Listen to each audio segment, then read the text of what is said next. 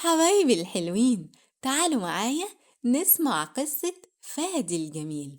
فادي ولد بيعشق القصص والحكايات بتاعت زمان، وكل ما يسمع جدته بتقول لو ترجع أيام زمان كانت الدنيا دي جنة. كان بيتخيل الدنيا دي كانت عاملة ازاي، يفتح عينه ويغمضها ويتمنى يشوفها بنفسه. وفي يوم من الأيام وهو بيلعب في أوضة جده اللي كانت مليانة تحف وحاجات غريبة، لقى ساعة حيطة قديمة شكلها غريب قوي. تصميمها تحس إن هو جاي من كوكب تاني، وعقاربها بتتحرك بالعكس. فضوله خلاه يمد إيده ناحيتها ولمسها، وفجأة نور أبيض قوي عامل زي البرق غطى الأوضة كلها، وصوت صفارة عربية إسعاف بيقرب وبيبعد بيملى المكان كله. فادي فتح عينه ببطء، لقى نفسه واقف في مكان ما يتوصفش من جماله. الجو كان دافي ونقي، السما كانت صافية من غير ولا نقطة دخان، والشوارع كلها تراب بس نظيف ومرشوش بالمية.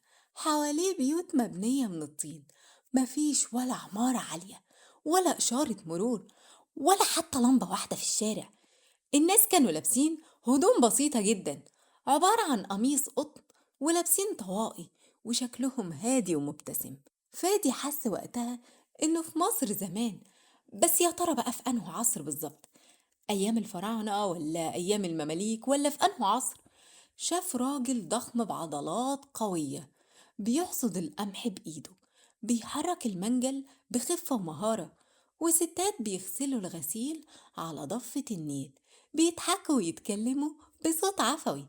يا نهار أبيض، مفيش غسالة أوتوماتيك زي اللي عندنا في البيت، ولا حتى خلاط يعملوا عصير مانجا ساقع في الحر ده.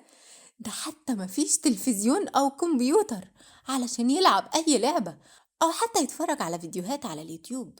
فادي كان محتار جدا، حاول يتكلم معاهم بس لقى إن لهجتهم مختلفة.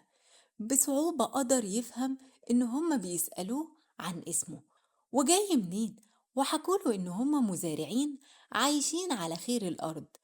قعد معاهم اليوم كله، شافهم وهم بيخبزوا العيش البلدي في أفران كبيرة على شكل قبة.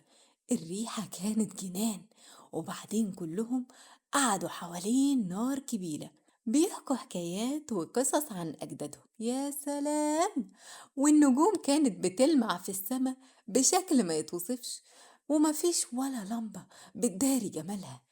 الجو كان هادي ومريح لدرجة إن هو نام وهو بيسمع صوت أغنية كان بيغنيها صوت واحد من الرجالة.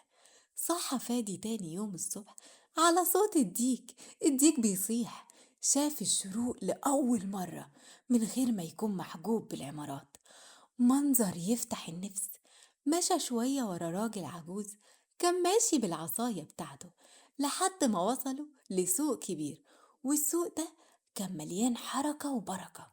في بياعين بينادوا على بضاعتهم، خضر طازة، فواكه ريحتها تدوخ، وبهارات ألوانها بتخطف العين. شاف حداد بيطرق على الحديد ونجار بيعمل قطعة فنية من الخشب. كان كل واحد فيهم بيعمل شغله بإيده، مفيش مكن ولا مصانع ولا أي حاجة. فادي لاحظ حاجة غريبة، الناس كانوا بيبصوا لبعض في عينيهم وبيتكلموا بهدوء. مفيش حد ماسك موبايل ولا باصص فيه، مفيش زحمة ولا أصوات عربيات ولا أي دوشة خالص. ولما جه الليل فادي قعد يفكر في كل اللي شافه، قد إيه الحياة بسيطة وهادية بس برضه فيها تعب ومجهود. فين الألعاب الإلكترونية اللي كان بيحبها؟ فين التكييف اللي بيبرد الجو في الحر ده؟ حتى المية عشان يشربها كانت بتيجي من الآبار أو من النيل، مش من التلاجة اللي بتنزل مية ساقعة في أي وقت. فين الغسالة اللي بتغسل هدومه؟ ساعتها بس فادي فهم أيام زمان كانت حلوة ببساطتها وجمال الطبيعة والقرب بين الناس، لكن زمانه هو أحسن بكتير، مع كل الاختراعات اللي بتخلي الحياة أسهل وأمتع، ومع كل وسائل الراحة اللي ما كانتش موجودة زمان. وفي اللحظة اللي حس فيها بالحنين لسريره المريح وتليفونه والشاحن بتاعه، نفس النور الأبيض ظهر تاني، وصوت صفارة العربية البعيد رجع يقرب. ورجع فادي لأوضة جده، والساعة القديمة كانت مكانها بتدق عادي جدا. بس فادي ما كانش هو. رجع وهو عارف إن بيته وزمانه الحالي هما الأفضل، وإن التكنولوجيا مش مجرد رفاهية، دي بتسهل حياتنا وتخليها أحلى. ومن اليوم ده بقى فادي يقدر التلاجة والغسالة والتكييف، وبقى يحكي لأصحابه عن مغامرته العجيبة في الماضي، ويقول لهم أيام زمان ليها جمال، بس أيامنا دي أحلى بكتير. أشوفكم في حدوتة تانية، مع السلامة يا أصحابي.